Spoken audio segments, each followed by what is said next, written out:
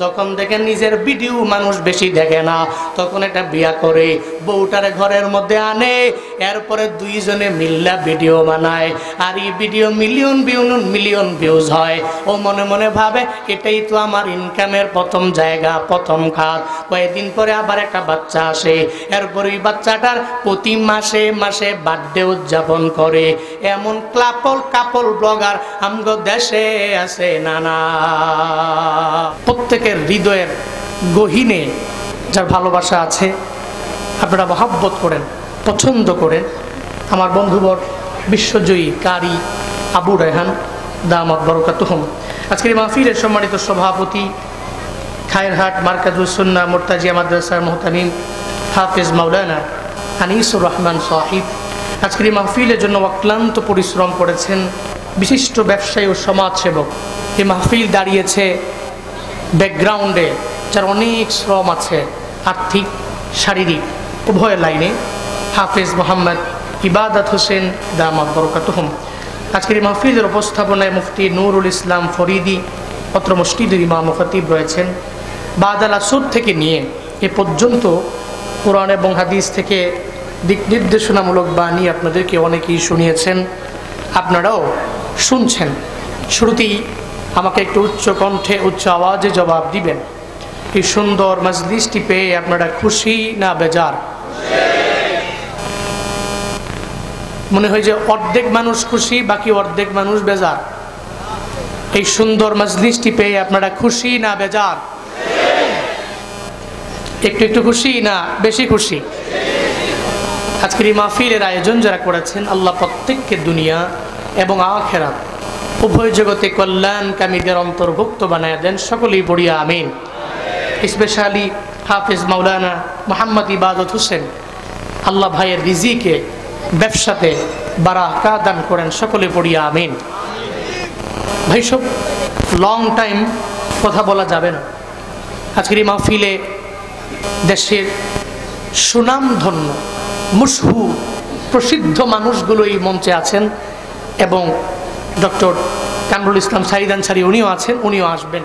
সবাই দামি, ইলমের দিক থেকে, হিলমের দিক থেকে, আমলের দিক থেকে প্রত্যেকেই অগ্রগামী। বেশি কথা বলার সময় নেই, সংক্ষিপ্ত সময়ে যতক্ষণ পারি নির্ধারিত টাইমে কথা বলবো। আল্লাহ আমাকে বলার, আপনাদেরকেও শোনার তৌফিক দান করেন। পড়েন আমিন। আমি ব্যক্তিগতভাবে অনেক ক্লান্ত। গতকালকে আমার যেখানে প্রোগ্রাম ছিল, একটা কারণ এই প্রোগ্রাম থেকে বাসায় ফিরতে আমার সময় হয়ে গেছে দিনের 10টা।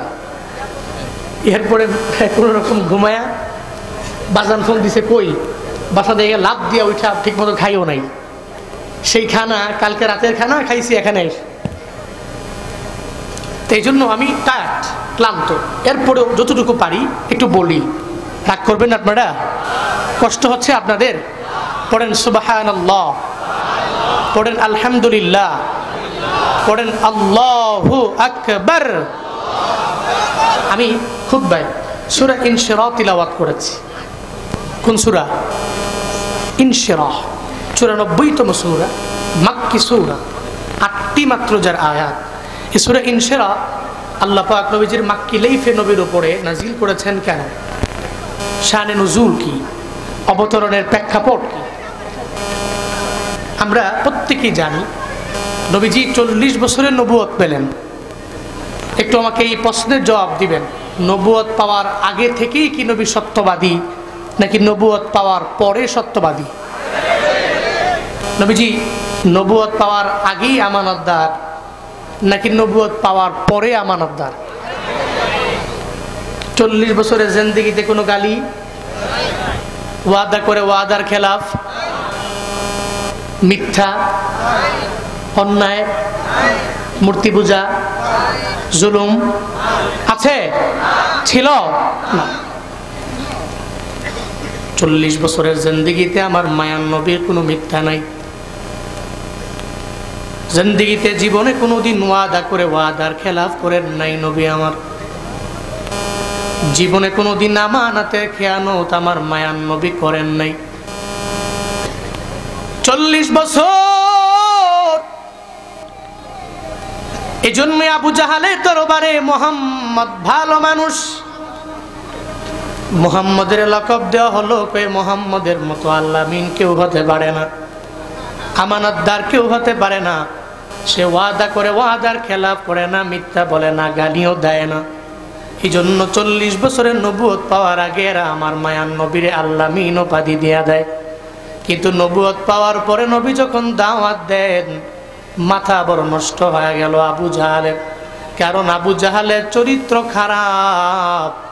মায়ান নবীর চরিত্রের সার্টিফিকেট দিয়েছেন একজন, চিল্লায়া বলেন তার নাম।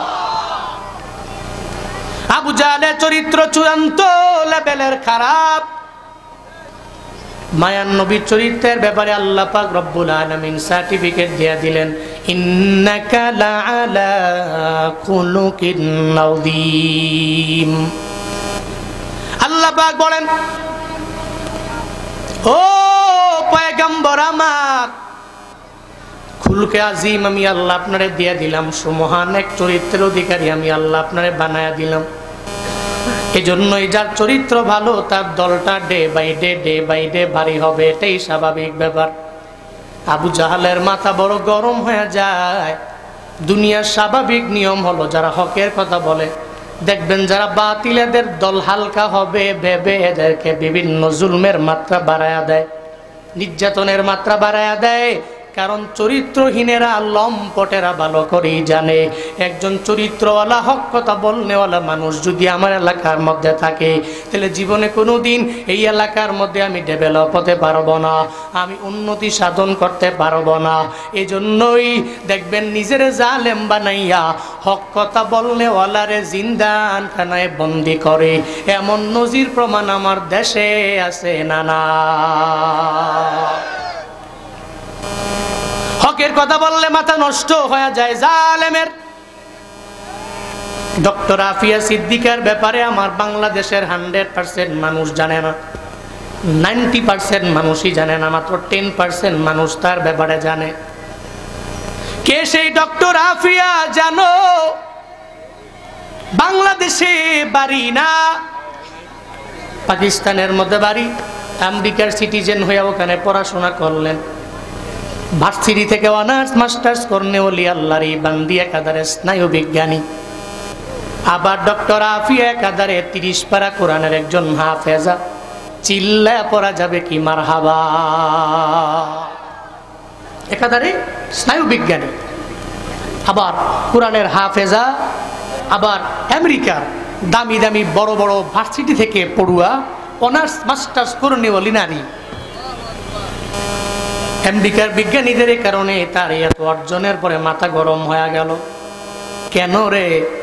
কই ডক্টর আফিয়া আমগো পরিবেশের থাইকা আমগো চরিত্রের মতো হতে হবে। কেন সে হিজাব পরে, কেন সে নিকাব লাগায়? মাথা নষ্ট হয়ে গেল।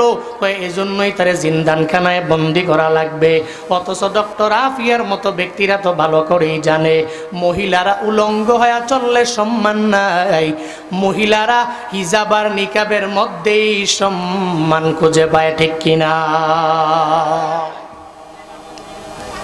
উলঙ্গ হয়ে চললে সম্মান নাই। সারজিস আলমের দিকে দেখো, নব্য গণজাগরণের এক নেতা 2 দিন আগে যে বিয়া করলেন এই সারজিস আলম, চাইলে পারতেন যে আমার অনলাইনে ভালোই প্রচারণা আছে, আমার বউয়ের ছবিটা আমি ছাড়লে ভালো লাইকও পাওয়া যাবে, ভালো ফলোয়ারও আসবে, আমার বউ মানুষ দেখবে, এই চিন্তা নিয়ে সারে নাই। এমন একটা আল্লাহর বান্দি বিয়া করলেন, কোরআনের হাফেজা, এমনকি তার নামটা পর্যন্ত অনলাইনের মধ্যে ঘোষণা করা হয় নাই। সারজিস আলমরা ভালো করে জানে, পর্দার মধ্যে আমার বউরে রাখলে আমার ঘরের মধ্যে রহমত আসবে, বরকত দিয়ে আল্লাহ পরিপূর্ণ ভরপুর বানায়া দিবে। এরা জানে রে, কারণ গায়রতলা স্বামীরা নিজের বউ নিয়ে অনলাইনের মধ্যে ব্যবসা করতে পারে না। একমাত্র যাদের ভিতরে গায়রত নাই, ব্যক্তিত্বহীনেরাই নিজের বউরে অনলাইনে আনতে পারে, ঠিক কিনা? বউ আমার বড় সুন্দরী, আমার বউ আমার ঘরের মধ্যে থাকবে, আমি দেখবো, কেউ দেখতে পারবে না। একটা গায়রতলা স্বামীর এটাই কথা, এজন্য সে তার বউরে অনলাইনে আনতে পারে না। ও আল্লাহর বান্দারা, এই সার্জি শাহ আলম থেকে তুমি শিক্ষা নাও। তুমি যে বিয়ে করার পরে বউয়ের ছবি ফেসবুকের মধ্যে দাও, ইউটিউবে দাও, আবার এখন তো একটা ট্রেন্ডিং আমার দেশের মধ্যে হয়ে গেল, যখন দেখে নিজের ভিডিও মানুষ বেশি দেখে না, তখন এটা বিয়া করে বউটারে ঘরের মধ্যে আনে, এরপরে দুইজনে মিল্লা ভিডিও বানায়, আর এই ভিডিও মিলিয়ন ভিউজ হয়। ও মনে মনে ভাবে এটাই তো আমার ইনকামের প্রথম জায়গা, প্রথম খাত। কয়েকদিন পরে আবার একটা বাচ্চা আসে, এরপর ওই বাচ্চাটার প্রতি মাসে মাসে বার্থডে উদযাপন করে। এমন কাপল ব্লগার আমগো দেশে আছে নানা। স্পষ্ট বউ ব্যবসায়ী আছে না নাই? কিন্তু গায়রতহীনরা এটা করতে পারে, যার ভিতরে বিন্দু মাত্র পরিমাণ ব্যক্তিত্ব নাই। যার ভিতরে ব্যক্তিত্ব আছে সে জীবনে কোনোদিন তার বউকে অনলাইনে আনতে পারে। হিজাবের সম্মান, নিকাবের ভিতরে সম্মান, পর্দায় নারীর সম্মান, ঠিক কিনা? আল্লাহ আমার মা বোনদেরকে হিজাব, নিকাব, পর্দা মেনটেন করে চলার তৌফিক দান করেন। আরো জোরে পড়েন আমিন। ডক্টর আফিয়া সিদ্দিকার দোষ কি? কোনো রিজন নাই। দোষ হলো সে মুসলিমা নারী।